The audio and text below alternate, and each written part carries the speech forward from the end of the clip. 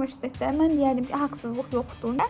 Rəqabətə hazır olun məncə. Yəni oxumamaq kimi bir lüksunuz yoxdur. Türkiyəyə yollayır və Ankarada çox maraqlı idi. İstanbul qədər olmasa da ilk imtahana girəndə 100 üzərindən 53 bal yapmışdım.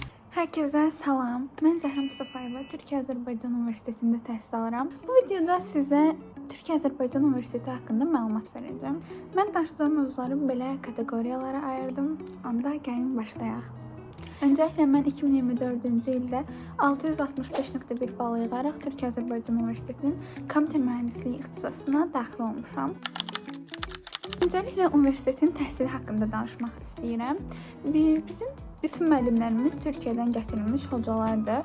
Yəni Azərbaycan müəllimləri dərs keçmir. Bildiyiniz kimi bu əslində ikili proqramdır. Yəni Azərbaycan tərəfdaşı ASU, Türkiyə tərəfdaşları isə 3 dənə Türkiyənin ən yaxşı 3 universitetləridir. Hər ixtisasın özünə məxsus bir universiteti var deyək. Məsələn, mən kompüter mühəndisliyi oxuyuram.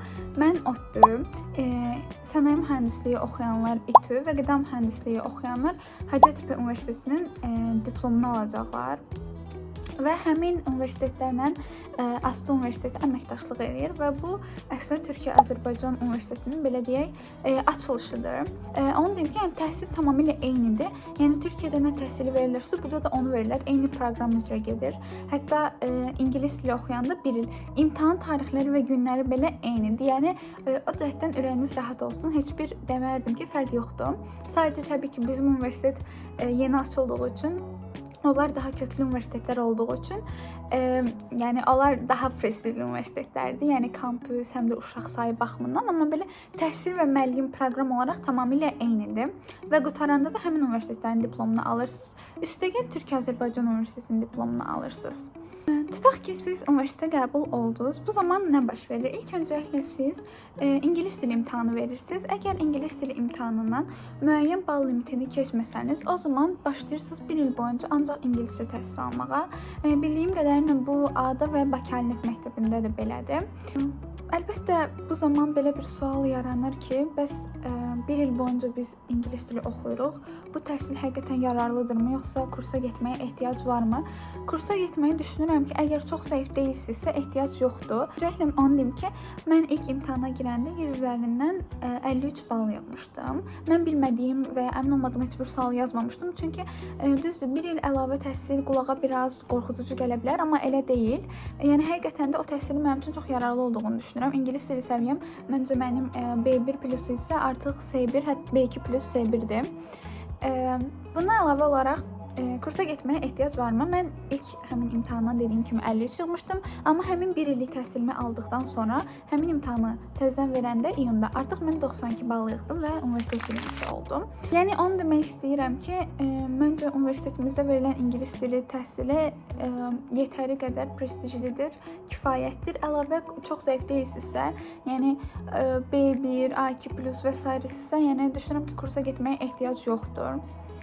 1 il ingiliscə təhsil alandan sonra isə artıq başlayırsınız öz ixtisasınıza uyğun fənlər görməyə. Bəs ixtisas fənlərimiz yaxşımı tədris olunur? İmtahan sistemi necədir?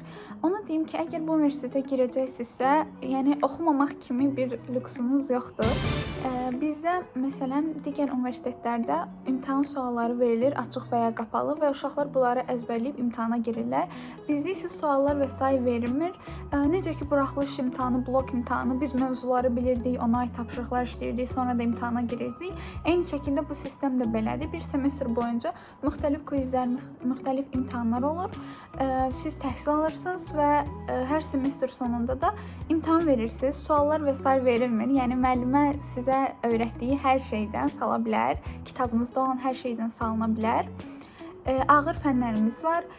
Yəni mən bu universitetə gedim, gəzim, tozum, dərs oxumuyum, yatım. Onda siz 99% kəsiləcəksiniz. Bir də ki, imtahanlarda bunu demək istəyirəm ki, bizim universitetdə mən deyərdim ki, haqsızlıq yoxdur. Yəni necə yoxdur? Məsələn, mən digər universitetlərdə eşidirəm ki, imtahanın cavabı düz yazmışdım, apellyasiya verdim, yenə də mənim balımı kəsiblər, onu eləyiblər, bunu eləyiblər. Bizdə imtahanlarımız çətin olur, dərslərimiz çətin olur, amma yəni müəllimlərdə elə bir şey görməmişəm ki, bizim balımızı kəsməyə çalışsınlar. apellyasiya verək və s. Yəni narazı olsanız müəllimə özü yoxlayır bizim bütün testlərimizi. Həmin ixtisasın müəllimləri yoxlayır. Yəni qeyri-ixtisas insanları yoxlamır. Ona görə də düşünürəm ki, müəllimə görə ki, ən azından bilir, biraz həll yazıb cavab doğru olmasa maksimum çalışırlar, bal versinlər. O cəhətdən çox yaxşı universitet. Yəni əgər siz həqiqətən oxumusunuzsa, həqiqətən onu bilirsinizsə, yəni siz onu yazırsınız. Bu şəkildə bir də əgər kompüter mühəndisliyi ixtisasına girəcəksinizsə, girmək istəyirsinizsə, rəqabətə hazır olun məncə. Çünki yəni kompüter mühəndisliyi ixtisası digər ixtisaslara nəzərən giriş balı daha yüksəkdir və ona görə də daha yüksək ballı uşaqlar, daha çalışqan uşaqlar olur. Ona görə də rəqabət çox olur və bizdə imtahan sistemi belədir ki, ortalamaya baxılır. Yəni 90 aldım A, 80 aldım B, belə deyil. Sinifin ortalamasına baxılır, ortalamaya əsasən bir qiymət çıxarılır ki, bu qədərdən çox yığanlar 5 alacaq, bu qədərdən çox yığanlar 4 alacaq, bu qədər adam bu qədər aşağı yığanlar kəsiləcək və s. Yəni ortalama önəmlidir, belə deyim. Ona görə rəqabət bizdə çox yüksəkdir. Yəni təsəvvür edin ki, məsələn, mənim 3 sinif yoldaşım, 3 qrup yoldaşım 100 alsa, məsələn, mən 80 alsam, mən 4 alıram. Amma mənim 3 qrup yoldaşım 60 alsam, məsələn, mən 80 alsam, onda mən 5 alıram. Yəni biraz bu düşünürəm ki, rəqabəti biraz yox, hətta bayağı çox artırır. Və məlumat olaraq da onu deyə bilərəm ki, məsələn, mən kompüter mühəndisliyi oxuyuram. Əgər istəsəniz, başqa ixtisaslarda oxuyan dostlarımla da bu videonu təkrarlaya bilərik. İkinci hissədə universitetimizin çox böyük bir avantajı olan Türkiyəyə səyahətdən danışmaq istəyirəm. Həqiqətən də bu doğru bir məlumatdır. Bizim universitetimiz qəbul olan tələbələri ilk illərində, məsələn, mən keçən il getmişdim, Türkiyəyə yollayır və bütün xərclər qarşılanır. Yol puludur, yemək puludur, qalmaq yeridir. Siz sadəcə orada əlavə paltar və s. alış-veriş eləmək istəsiniz ya da başqa yemək yemək istəsiniz yeməkxanadakından, artıq onlar sizin öz xərcinizdir. Düşünürəm ki, bu böyük bir şansdır. Çünki 17-18 yaşında olan tələbənin qrup yoldaşları ilə bir yerdə bir həftə eyni yerdə qalmaq, yəni eyni tikildə qalmaqları, nə bilim, hər yerə bərabər getmələri, başqa bir ölkədə, başqa bir şəhəri bir yerdə gəzməkləri və s. Həm yəni onlar arasında yaxşı bir əlaqə yaradır, həm də başqa bir ölkə görmüş olursunuz. Sizi hara aparırlar? Sizi hansı bayaq demişdim ki, iki universitetlərin sintezi, məsələn, kompüter mühəndisliyi ODTÜ. ODTÜ Ankara'da yerləşdiyi üçün bizi ODTÜ-yə aparmışlar. Oradakı tələbə həyatı, kampüs həyatı necədir, müəllimlər necədir? Düşünürəm bu sənaye mühəndisləri üçün daha maraqlı olar, çünki onları İstanbula aparırlar. Onların universiteti İstanbulda yerləşir. Amma bizi Ankara'ya aparmışlar. Ankara'da çox maraqlıydı, İstanbul qədər olmasa da. İndi isə gəlin 3-cü məsələdən danışaq, dərs cədvəlimiz. Mən deyərdim ki, universitetimizin ən böyük dezavantajı, dediyim kimi, düzdür, Türkiyədəki sistemlərdir. Amma Türkiyədə, məsələn, səhər smeni və ya günorta smeni deyə yoxdur. Yəni, dərsiniz bir gün səhər olar, o bir gün axşam olar, digər gün günorta olar, digər gün həm səhər, həm günorta olar. Yəni, bizdə də sistem bu şəkildədir. Ona görə kursa getmək, işləmək, bunlar biraz çətin alınır. Yəni, əgər siz universitetə gedəndə həm oxumaq, həm işləmək, həm kursa getmək, yəni bunların üçünü eyni anda eləyirsinizsə, bizim universitetdə buna təəssüf ki, vaxt qalmır. Həftə sonları dərs keçmirik, yəni altı-bazar boş oluruq. Həmin günlərdə kursa və s. gedə bilərsiniz ya da çox vaxt ixtisasların bir gün boş vaxtı olur. Bəli, yəni demirəm işləmək mümkünsüzdür və s. Yəni ola bilsin onlayn işlədiniz və yaxud part-time işlədiniz, amma çox çətin olur. Mən də öz qrup yoldaşlarımla gördüyüm qədərilə onlar yəni eyni anda həm dərslərdə əlaçı olub, yəni həm dərsləri yaxşı yazıb, həm də işləyib, yəni ikisinə eyni anda vaxt çatdıra bilmirlər təəssüf ki, amma universitetimiz bu cəhətdən biraz maddi dəstək göstərir. Necə göstərir? Məsələn, müxtəlif yarışlar keçirilir. Bu yarışlar nə haqda olur?